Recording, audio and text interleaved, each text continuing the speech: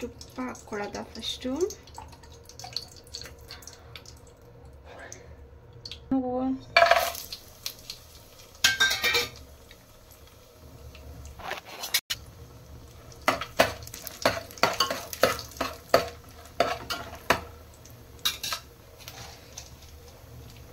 ಒಂದೆರಡು ಏಲಕ್ಕಿ,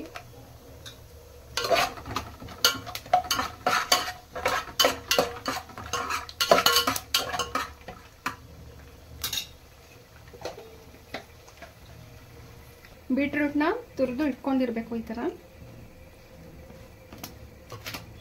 ತುರಿದು ಇಟ್ಟಿದ್ದೀನಿ. ಇದನ್ನ ಇಲ್ಲಿಗೆ ಹಾಕೊಂಡು ಸಾಫ್ಟ್ ಆಗಬೇಕು, ಅದನ್ನು ಮಿಕ್ಸ್ ಮಾಡ್ಕೋಬೇಕು.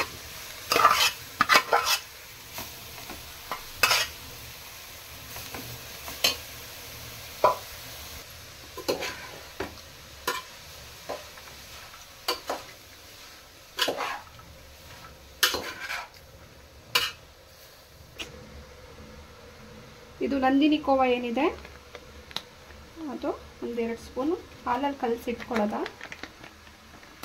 ಇದು ಲಾಸ್ಟಲ್ಲಿ ಹಾಕಬೇಕು. ಅದೆಲ್ಲ ಸಾಫ್ಟಾಗಿ ಬೆಂದ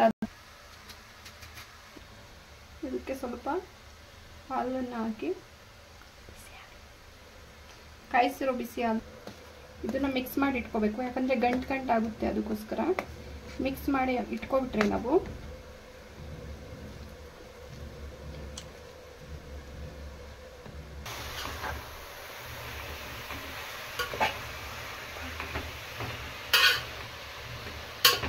ಮಿಕ್ಸ್ ಮಾಡ್ತಾ ಎಲ್ಲ ನೀರೆಲ್ಲ ಸುಂಡೋಗ್ಬೇಕು. ಇದಾದ್ಮೇಲೆ ಸ್ವಲ್ಪ ಹಾಲನ್ನು ಹಾಕೋದ. ಅದಾದಮೇಲೆ ಅರ್ಧ ಬೆಂದಾದ್ಮೇಲೆ ಸಕ್ಕರೆಯನ್ನು ಹಾಕೋದ. ಅದಾದಮೇಲೆ ಸ್ವಲ್ಪ ಕೋವಾ ಇಟ್ಟಿದ್ದೀನಲ್ಲ ಹಾಲಲ್ಲಿ ಕಳಿಸಿ ಅದು ಲಾಸ್ಟಲ್ಲಿ ಹಾಕಬೇಕು. ಇವಾಗ ಹಾಲನ್ನು ಹಾಕೊಳ್ಳೋದ. ಸ್ವಲ್ಪ ಬೇಕು ಅಂದರೆ ಮತ್ತೆ ಹಾಕೊಳ್ಳೋರಿ. ಇವಾಗ ಇಷ್ಟರಲ್ಲೇ ಚೆನ್ನಾಗಿ ಬೇಯಲಿ. ಇದು ಮುಚ್ಚಿಟ್ಬಿಡೋದು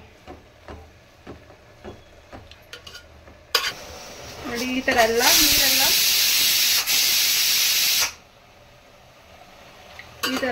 ನೀರೆಲ್ಲ ಸುಂಡೋಗ್ಬೇಕು.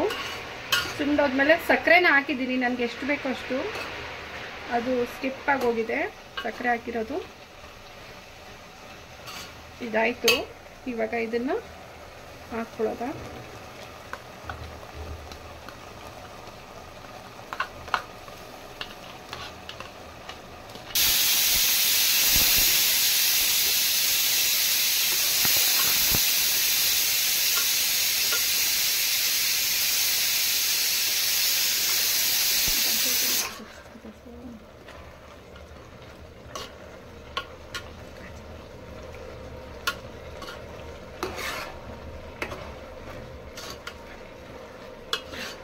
ರೆಡಿ ಆಯಿತು. ಇನ್ನೊಂದು 5 ನಿಮಿಷ ಇಟ್ಬಿಟ್ರೆ ತಣ್ಣಗೆ ಅದು ಸಕ್ಕರೆ ಅಲ್ವಾ ಹೊಂದ್ಕೊಳ್ಳುತ್ತೆ. ಅಷ್ಟಿರಬೇಕು ಹಲ್ವಾ ಅಂದರೆ.